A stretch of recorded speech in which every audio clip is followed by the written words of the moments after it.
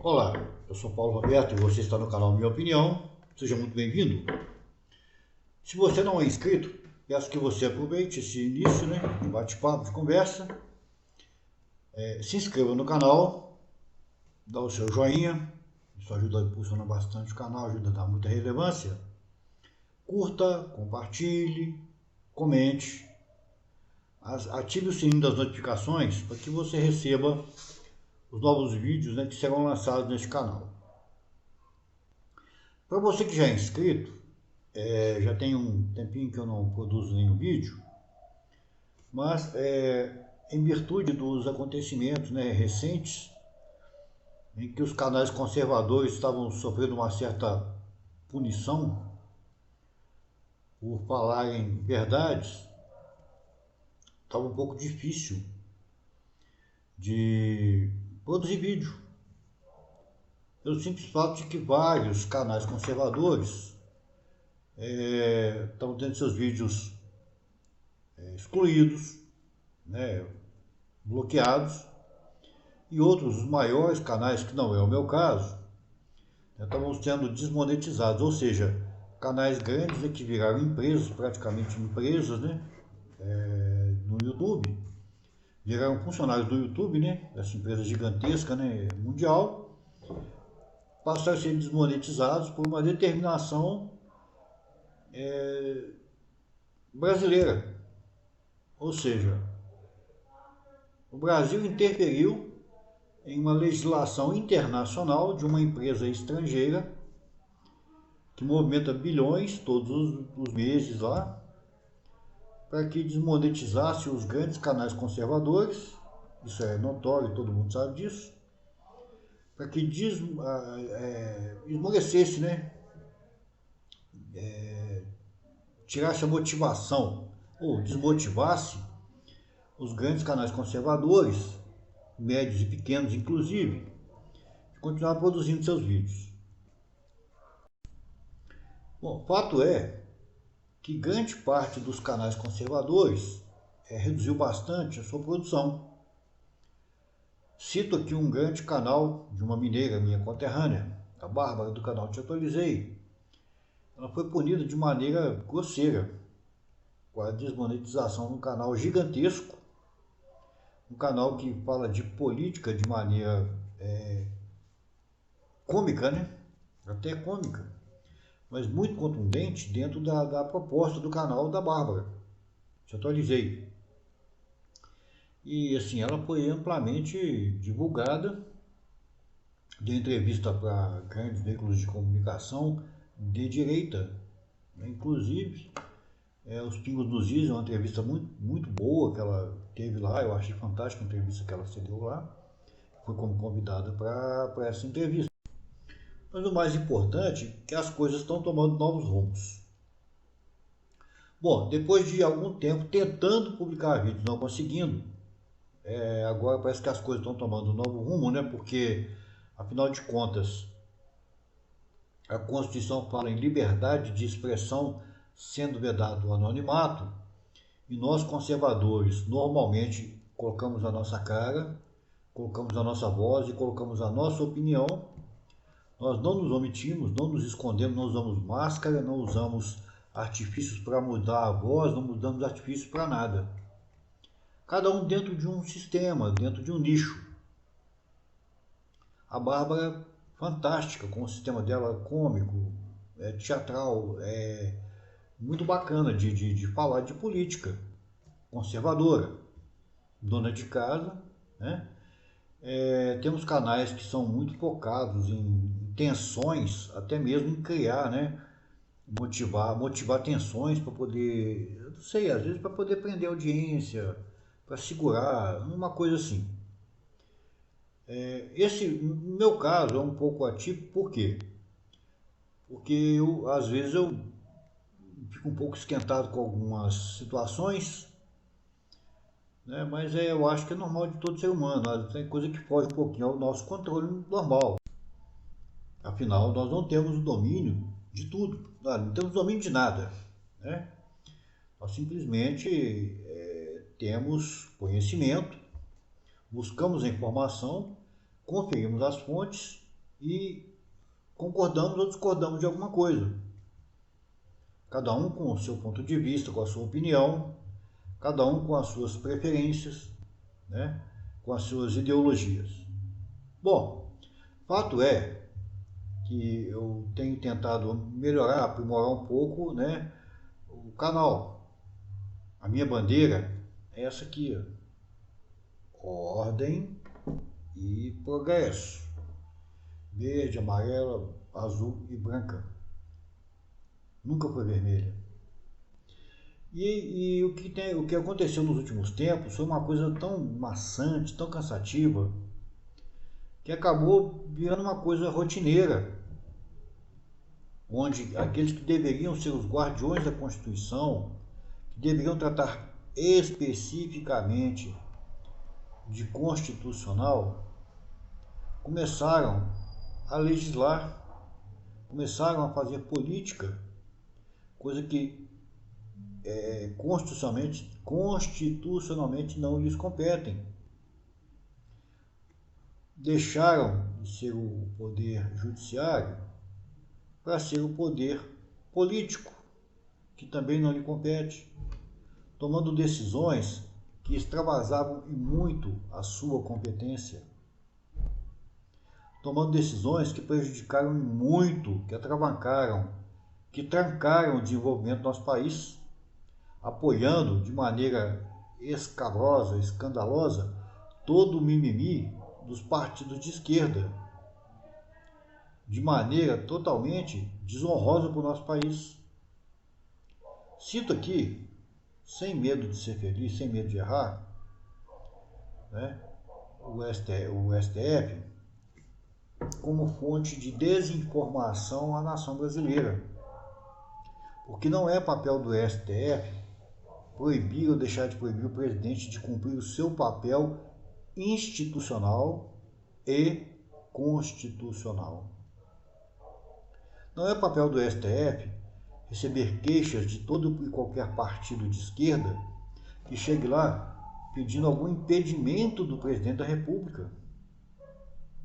Não é papel do STF impor a abertura de uma CPI para o Senado. Não. A abertura de uma CPI ela tem que ser feita pelo Senado, pela Assembleia ou pelas câmaras municipais, não pelo Judiciário. As investigações são feitas pelo Ministério Público, pela Polícia Federal, pela Polícia Judiciária, e o STF estava abrindo inquéritos, investigando, julgando e condenando. Então ele era o autor da ação, é o investigador, é o juiz, é o executor. Então tudo isso é ilegal, causa transtorno.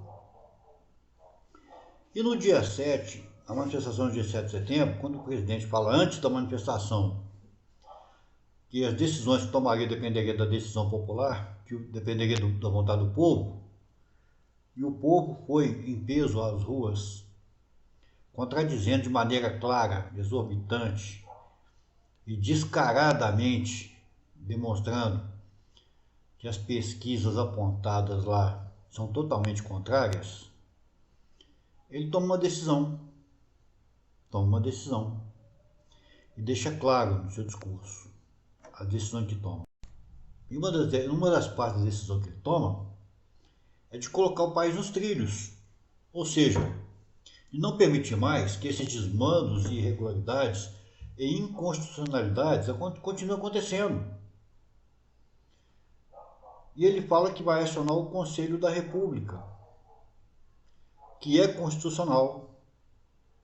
E o Conselho da República nada mais é do que o presidente convocar autoridades políticas e sociais, expor uma situação independente da decisão ou das sugestões, a decisão é única, exclusivamente do presidente, ele poderia tomar a decisão que ele quisesse, inclusive aplicando estado de sítio, o que ele quisesse.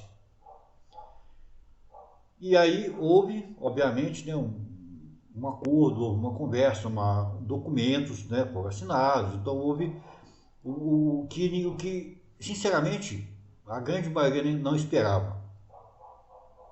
Todo mundo que estava aguardando que houvesse uma intervenção militar. Artigo 142 em peso. Mas o presidente, ele, com todo o apoio da grande massa da população brasileira, graças a Deus, Deus colocou o presidente Jair Bolsonaro no lugar que ele está, para nos mostrar que o Brasil ainda tem jeito, que o Brasil será em breve uma das maiores potências mundiais, que o Brasil está no rumo certo. Ele desce da sua cadeira presidencial, aceita ser taxado de arregão, coisa que ele não é e não foi. Ele é um estrategista nato, cercado de pessoas extremamente inteligentes, estrategistas natos, pessoas muito bem instruídas na arte de vencer uma batalha. Então, o dito arregão, ele se despe da sua postura de presidente, não deixando de ser presidente. Quando o povo fala assim, o presidente, o senhor conseguiu, ele diz, não, o povo brasileiro teve a vitória, tem a vitória. Acho que o povo não entendeu ainda, até hoje, a ficha não caiu. Quem é o presidente Jair Bolsonaro? Apesar da importância do cargo que ele ocupa, da importância que esse homem tem, da importância que é a vida dele, que quase deu sua vida por todos nós brasileiros, quando atingido pela facada, mas não só pela facada física, mas pelas facadas traiçoeiras que tomou, a começar pelo governador de São Paulo, pelos parlamentares lá, deputados do PL principalmente. Cito aqui Kim Kataguiri, Joyce Hasselmann e tantos outros que foram eleitos na plataforma Bolsonaro e hoje estão cuspindo o prato que comeram, falam que nunca dependeram do Bolsonaro para nada. Mas se não fosse a onda Bolsonaro, nenhum deles teria sido eleito. E muitos já não serão reeleitos. Haja visto a disputa pela Prefeitura de São Paulo. O Frota, que não tinha a mínima condição de ser eleito deputado, tomou a frente, tomou atitudes lá que pareciam ser realmente conservadoras. Quando o filho dele o expõe, o filho dele que não mora com ele, mora na Europa, o expõe como crápula, como o ser desumano que ele é, ele rebate falando que não, que aquilo não é daquele jeito. E quando um eleitor dele o encontra em São Paulo na rua e fala que ele não está sendo um cara honesto, tem vídeo aí, só procurar no YouTube que vocês vão encontrar, ele trata o eleitor dele da pior maneira possível. Ele está indo para uma estação de rádio, dar uma entrevista para uma rádio, uma coisa assim, uma TV local, uma coisa assim. E fala que não precisa do voto de ninguém. Que ele é deputado sem precisar do voto de apoio de ninguém. Está fadado ao fracasso. É deputado de um mandato. Não só. Então, voltando ao nosso assunto, o STF, que tantas arbitrariedades cometeu, muita gente pensou que o presidente ia chutar o balde, chutar a boca do cachorro louco, ia meter todo mundo em cana. Confesso que naquele momento eu não estava pensando em outra, apesar de conhecer o artigo 4.2, saber que o prejuízo que ele traria para o nosso país, traria para o presidente, o retrocesso, o atraso que ele traria naquele primeiro momento, as consequências que acompanhariam, poderia trazer uma situação de guerra ou guerrilha interna muito grande. E era isso que a esquerda queria que acontecesse. A esquerda desejava que isso acontecesse. O presidente Jair Messias Bolsonaro, com toda a humildade, expertise e inteligência, toma uma decisão. Chama o ex-presidente Michel Temer, é o dono da coleira do Alexandre de Moraes, que era o cão de guarda do STF, né? Não no sentido pejorativo, não, ele era o muralha do STF, o cara era o xerife. Agora o detalhe é o seguinte, ele não era o único, porque quando um ministro do Supremo Tribunal usa a caneta para assinar qualquer documento com papel timbrado, ele tem aqui a essência de todos os demais ministros, independente de ser juiz ou advogados, os que estão lá, ministros. Todos eles têm a mesma responsabilidade de tudo que foi feito pelo Alexandre de Moraes e pelo Barroso. Porque o papel é timbrado. Não existe colegiado com monocracia. O STF é um órgão colegiado. Então, cada um deles e delas tem a mesma responsabilidade, o mesmo peso. Então, se tiver que tomar alguma atitude contra um deles, será tomado contra os 11, no mesmo jeito, com o mesmo peso e a mesma medida. Porque todas as arbitrariedades que foram realizadas, foram tomadas, foram aceitas pelos 11. Ninguém rebateu ninguém.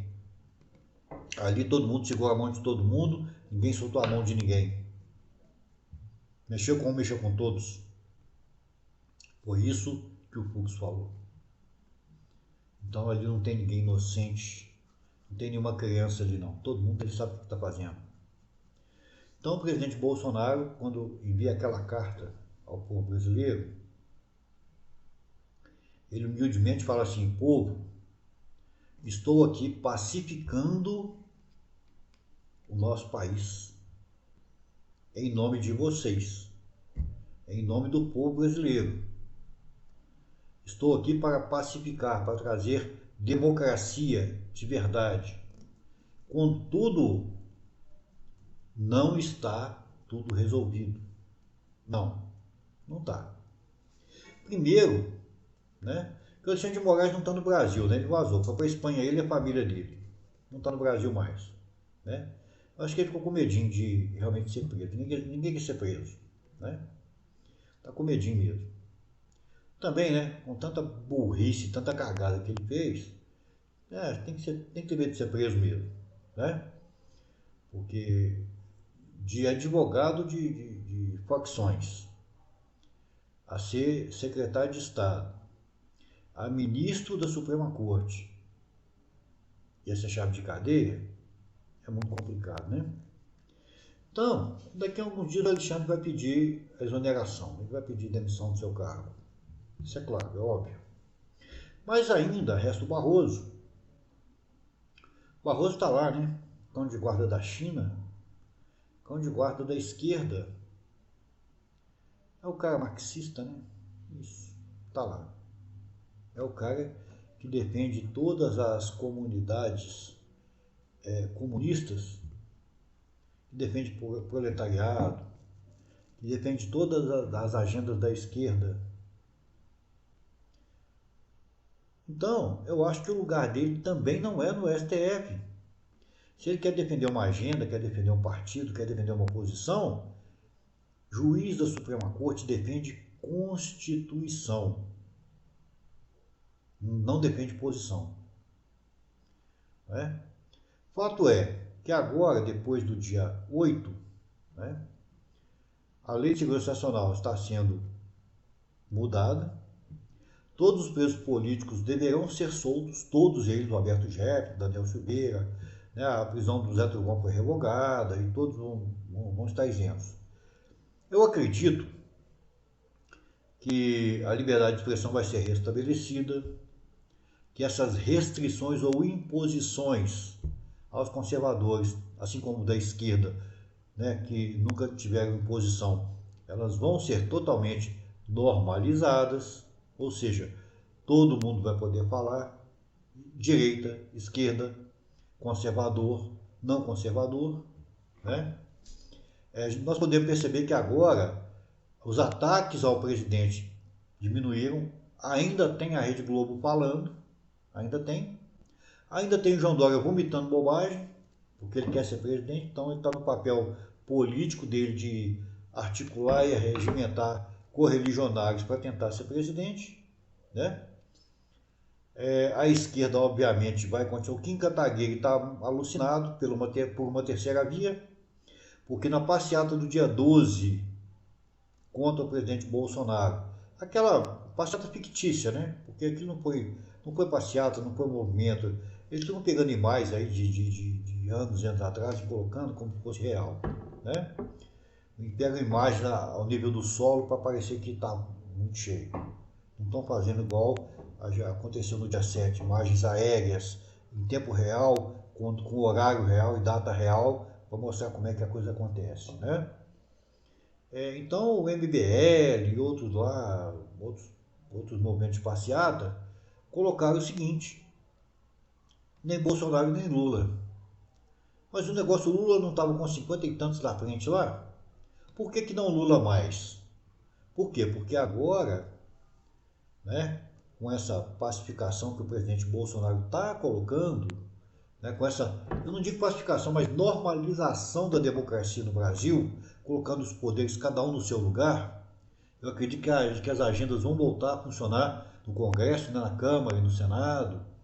Eu acredito que os processos vão começar a andar dentro do STF. Né? Acho que o Renan Calheiros tem 17 processos ou mais que estão parados aqui, vão ter que andar.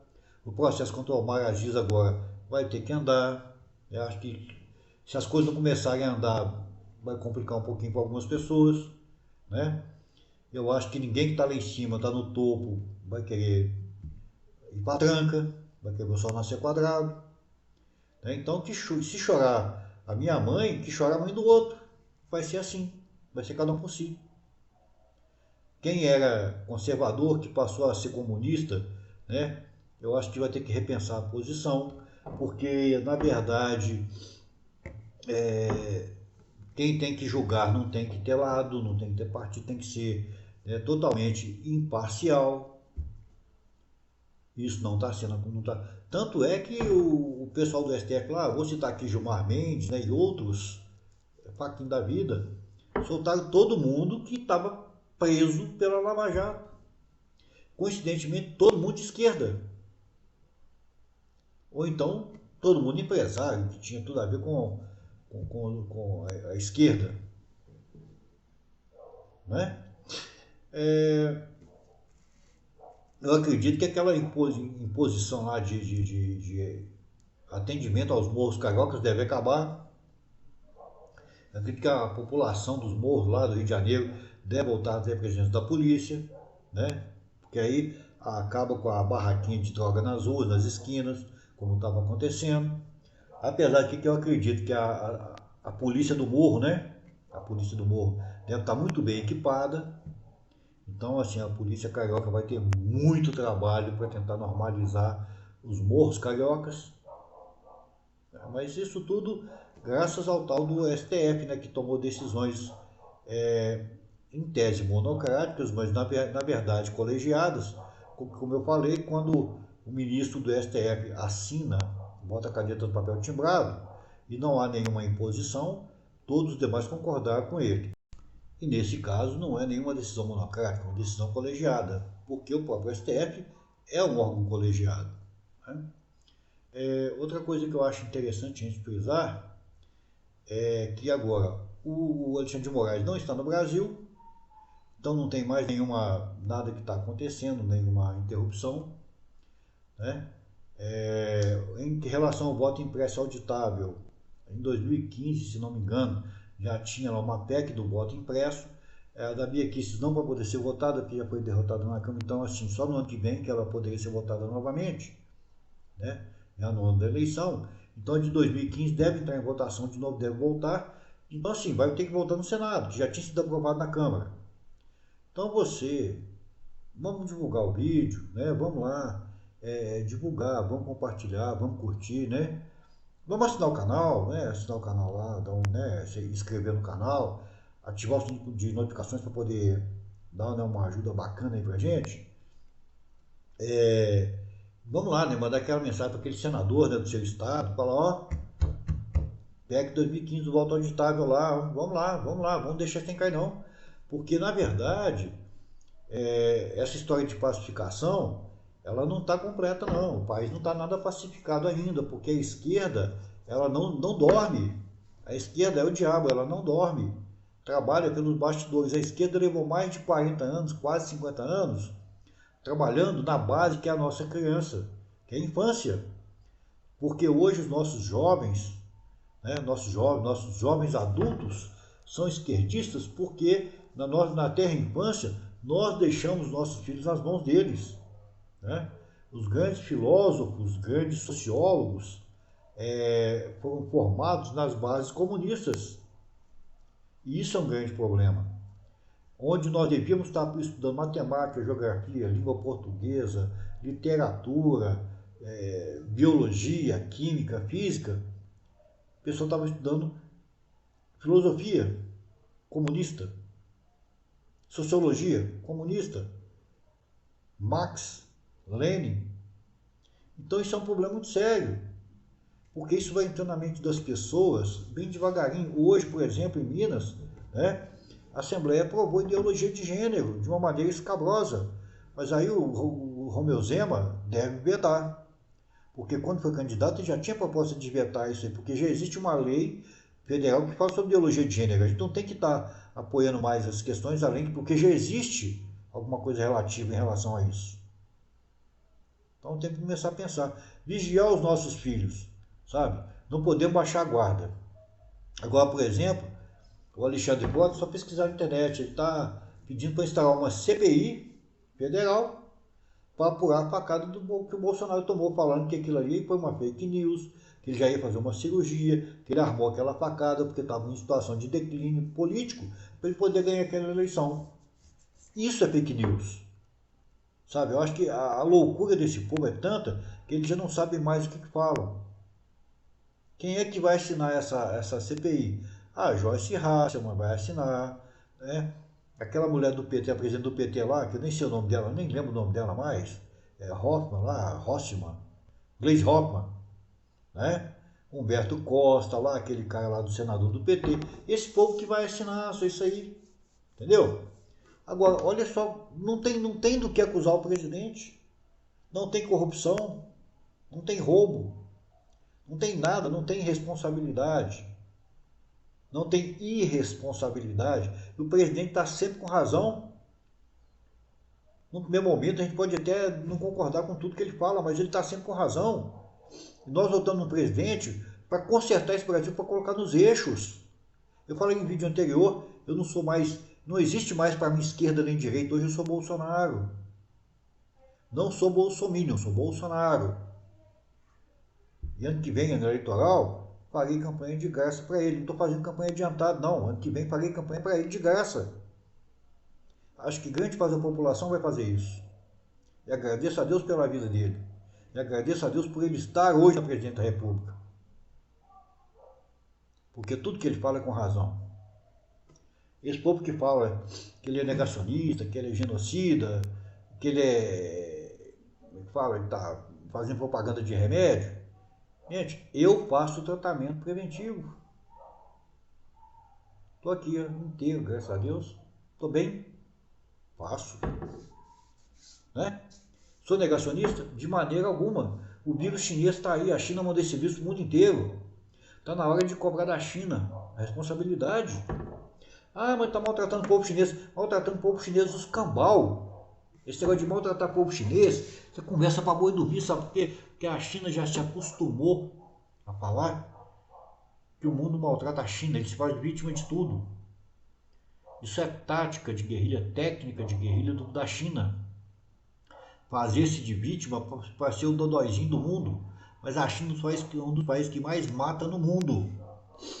Um dos países que menos escrúpulo tem, que persegue cristãos, que persegue pessoas de cor diferente, de crença diferente, de etnia diferente. É um dos países mais racistas do mundo. E ninguém fala disso. Nem as feministas, nem o pessoal que defende a questão racial, né? É um dos países que mais mata as pessoas que são diferentes deles do mundo. E ninguém fala nada. Agora, as pessoas que têm compromisso com a China estão mais ou menos enroladas, porque a China não produz alimentos. É um dos países mais populosos do mundo. Pequeno, mas muito populoso. A China estava comprando o Brasil para produzir alimento para eles. Imagina, se você acha um pacote de arroz por R$ 30 caro, se a China comprasse as fazendas e começasse a produzir para eles, você ia pagar rindo, achando barato, R$ 70, R$ 80 um pacote de arroz. Porque o produto seria brasileiro, mas pertenceria à China. E se você quisesse comer, você ia ter que trabalhar para pagar 70, 80, R$ 100 um pacote de arroz. E o governo brasileiro seria responsável? Não, porque o produto é chinês. É brasileiro, mas os donos são chineses. Então está na hora de acabar com isso. Se a China falar boicotar porque não está bom, então, gente, nós não precisamos vender nada para a China. Precisamos vender nada para a China. Se eles não quiserem comprar, nós compramos. Nós estamos pagando caro por quê? Porque os governos anteriores, as pedaladas, as mascaradas de preço, combustível está caro, porque a Dilma mascarou demais, ela deu muito prejuízo para a estatal. E hoje nós pagamos esse preço e vamos pagar preço ainda, até o ano que vem, até daqui 2, 3, 4 anos. Se os governadores não baixarem o ICMS, nós estamos mais enrolados ainda. Que a dívida de governo anterior não é dívida do Bolsonaro, não é. Não é o presidente Bolsonaro que está fazendo isso, não. Vamos pensar, vamos trabalhar isso. Vamos trabalhar isso. Então, esse vídeo hoje, só para dar uma pincelada no pessoal que ainda não entendeu o que aconteceu. O presidente Bolsonaro, ele não arregou de maneira alguma. Ele simplesmente abriu um espaço, tá? Para que as coisas começassem a entrar nos eixos. Mas não se iludam. Não é porque não estão falando dele nesse momento que está tudo quietinho, não.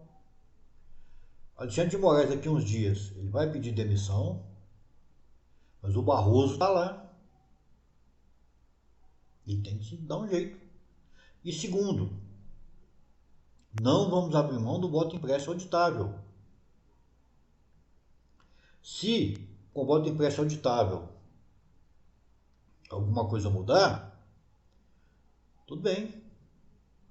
Mas sem a segurança da audição real do voto, tenham certeza, essa calmaria ela vai ser só utópica, fantasiosa e passageira. Ok? Então peço que você, se gostou, curta, compartilhe, comente, ative as notificações, dê seu joinha, se inscreva no canal. E eu vou tentar produzir mais vídeos, né? Enquanto o YouTube for deixando, eu vou produzindo, porque eu acredito que agora deve começar a normalizar também, né? A nossa liberdade de expressão deve normalizar. Agradeço por você que acompanhou até o vídeo até agora, né? E, se Deus quiser, muito em breve mais vídeos estarão conosco aí. Fiquem com Deus e até o próximo, se o Senhor assim nos permitir.